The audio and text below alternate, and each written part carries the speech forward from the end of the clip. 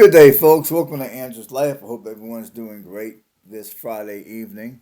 I know I cannot complain. I just got off of work a little bit ago.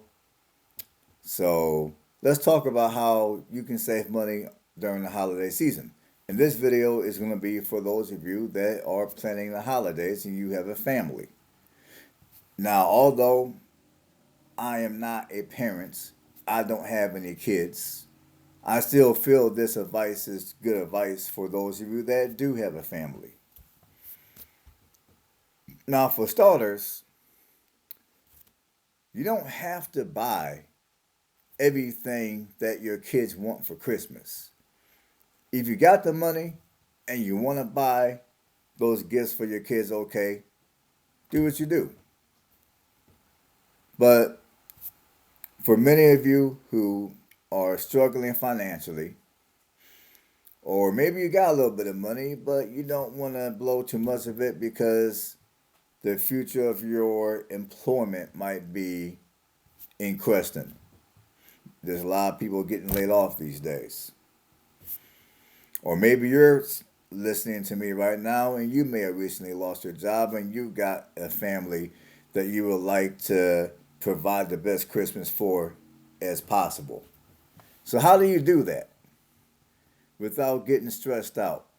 Without completely going broke and busting your budget and not being able to meet your other financial obligations? How do you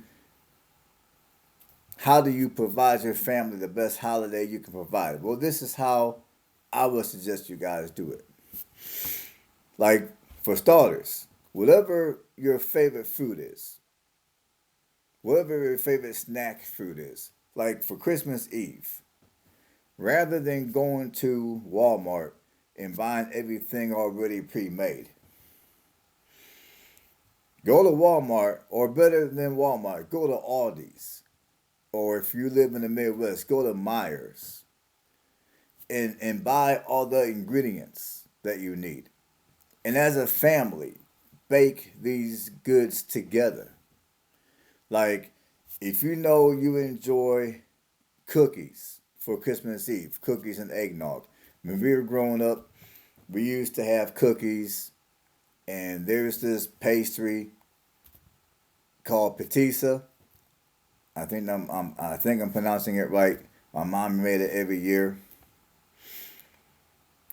We had patissa, some Christmas cookies, and we would have all that with eggnog for Christmas Eve.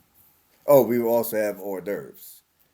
Now I'm pretty sure everybody knows what an hors d'oeuvre is, but just in case you don't, an hors d'oeuvre is basically a cracker with either a piece of cheese and or a piece of meat, and that's an hors d'oeuvre. But we would have hors d'oeuvres, cookies, and other baked goods with some eggnog, and that's typically what we have for Christmas Eve.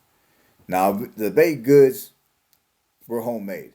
I mean, my mom did the majority of the cooking, but whenever we were able to, as kids, we chipped in and we helped my mom do the cooking. This would make things a little easier for her. And me having a sweet tooth, I actually enjoyed helping her cook because whenever everything was done, I was able to sample everything. Whenever my mom got done putting the frosting on all the cookies and cupcakes, whatever Christmas goods we done had, I was able to lick all the leftover frosting off the knife. Sometimes I would even eat the cookie dough. I got a sweet tooth. I always had a sweet tooth. So naturally, I enjoyed helping out my mom with the Christmas cookies. And that's one thing for those of you guys that have a family, that's one thing you can do as a family. As a family, you can cook together. Whatever favorite Christmas snacks you enjoy, you can buy the ingredients and cook it yourself. That way you'll save money. And you'll get to bond together as a family. And then for Christmas Eve evening, let's say, like what we did, we will open up one gift. And we will open up gifts out of a stocking. So, like in our family, what we did was we would draw names. Now, obviously, we drew names before Christmas Eve, but we would draw names, and whoever's name we got, like if I got, let's say, my sister's name, I was responsible for buying my sister gifts for her stocking. And if my brother got my name, then he was responsible for buying gifts to my stocking. That's how it went, basically. Now, if you're on a budget, you can draw names for a stocking, let's say. Let's say for each stocking, you spend no more than $50 because you're on a budget. So for Christmas Eve, you can just exchange stockings and open up the gifts out of the stockings. And then once you get done opening up all the gifts out of the stockings, or maybe while you're opening gifts out of the stocking, you can snack on all your Christmas baked goods and drink your eggnog or whatever beverage that you enjoy drinking during the Christmas season. You can drink that, eat your Christmas goods, and open up all the gifts out of your stocking. And of course, you don't have to spend too much money on the gifts. I mean, like when it comes to your gifts and stockings, you can just buy little knickknacks that you can find at Dollar General for maybe $5 or $10 a piece. It doesn't have to be anything fancy. And then for Christmas Day, when it comes to, let's say, the Christmas dinner. Now, our family, we always had a Christmas dinner. Again, my mom did the majority of the cooking. But there were some times where we had a huge Christmas dinner and we had plans for a bunch of people to come over. So whenever so sometimes whenever we had those kind of plans,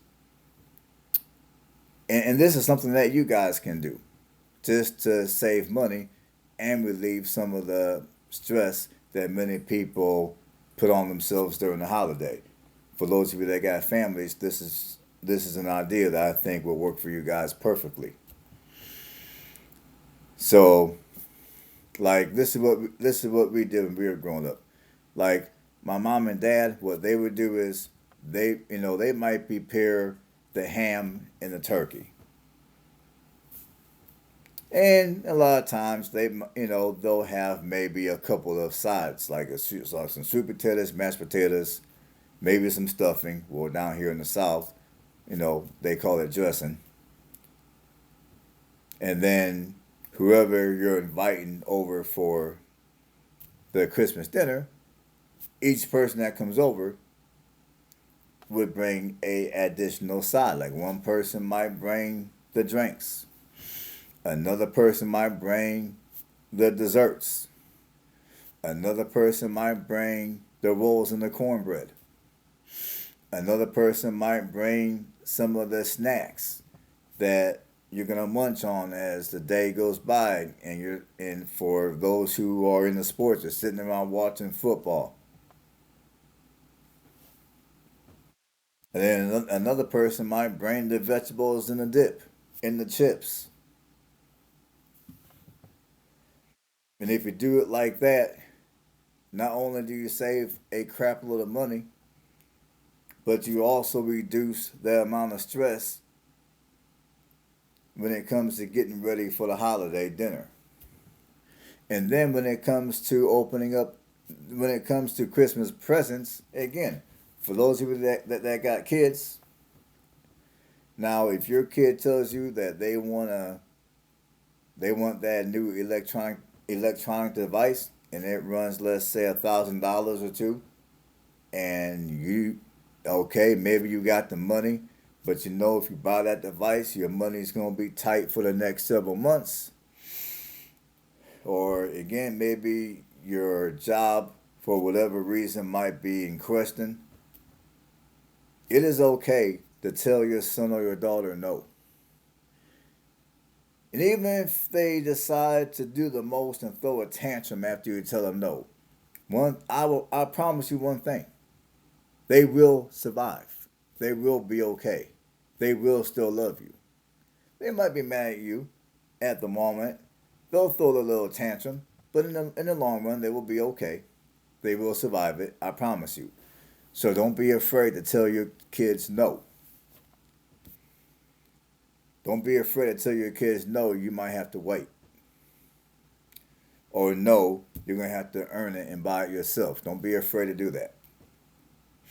And when it comes to buying gifts for Christmas, if you're on a budget,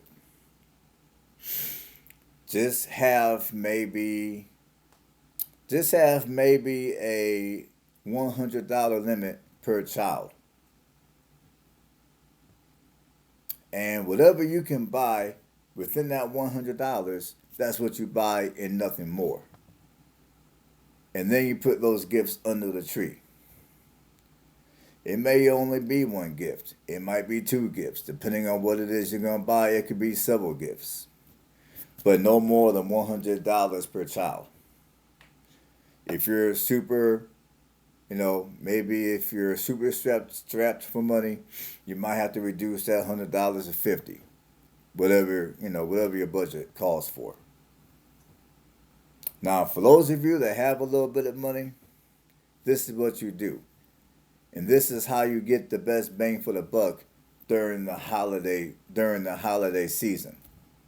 And you reduce your stress. And at the same time, what I'm getting ready to tell you will have you guys bonding together as a family.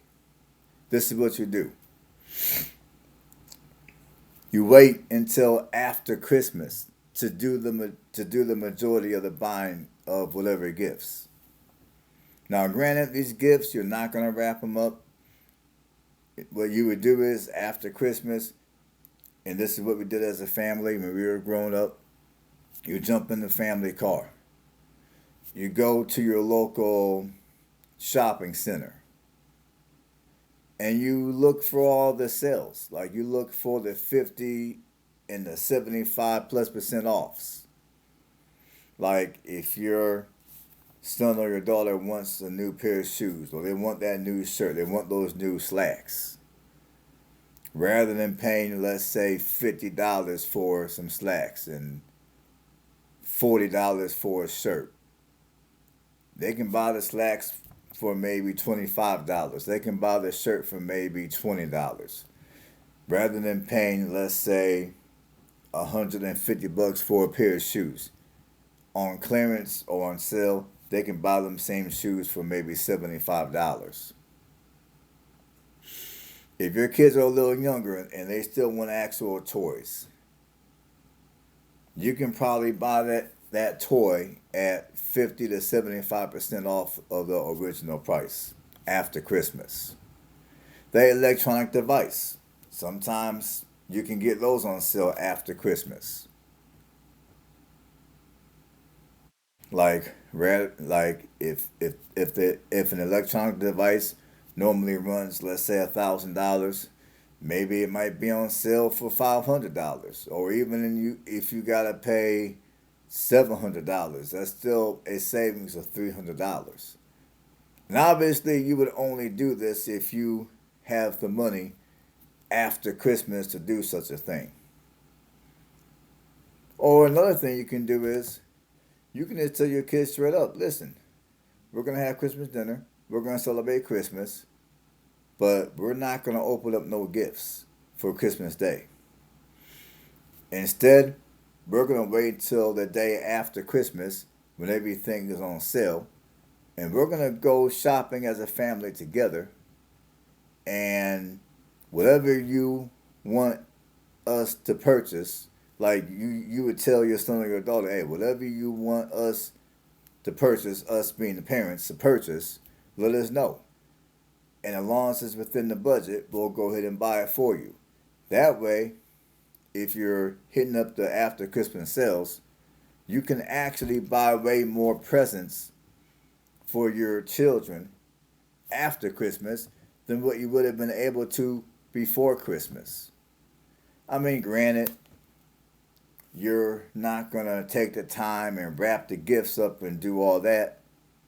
But at the end of the day, you will get more bang for the buck when it comes to your gift giving than you would have before Christmas. So hopefully this video helped you guys out. Hopefully I planted some seeds in the minds of many of you who have a family and you're trying to figure how you can provide your family the best Christmas or holiday without busting a budget, without stressing yourself out completely.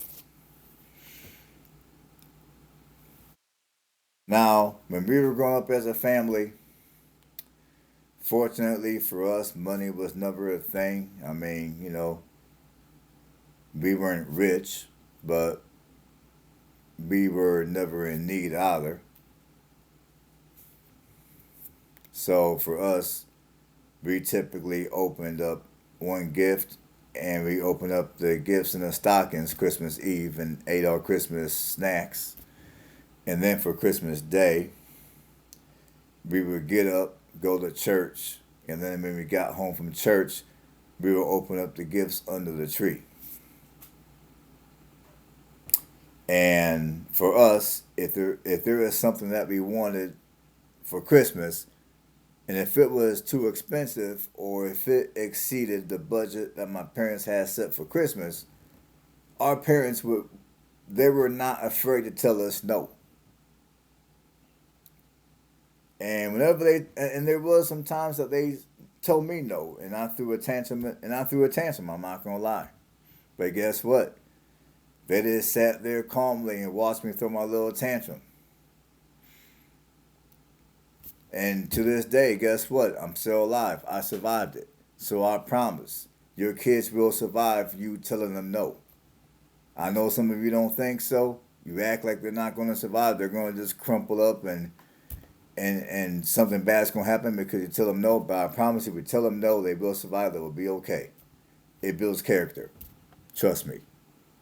So on that note, hopefully you guys got something out of the video. Stay blessed. I will catch you guys on the next one.